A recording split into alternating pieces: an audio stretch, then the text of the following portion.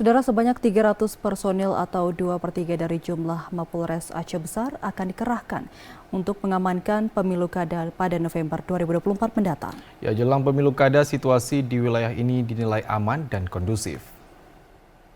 Selain di lokasi tempat pemungutan suara, 2/3 kekuatan yang dikerahkan Polres Aceh Besar juga akan bertugas mengamankan distribusi logistik pemilu kada di wilayah itu.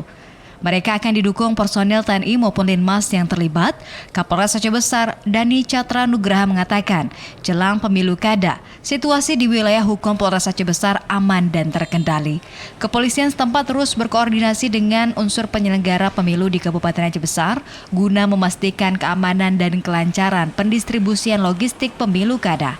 Dari total 1.264 TPS di wilayah ini, hanya TPS di Kecamatan Pulau Aceh yang termasuk dalam kategori rawan, menyusul letaknya yang terpisah perairan. Selain di Kecamatan Pulau Bre, logistik pemilu kada ke wilayah ini harus didistribusikan menggunakan moda transportasi laut ke Mukiman Pulau Nasi. Juga kita akan menyiapkan kesiapan pengamanan untuk pemilu kada serentak. Jadi memang situasi saat ini masih aman dan kondusif secara umum. Kami juga sudah melakukan pemantauan dan juga koordinasi dan melakukan pengamanan.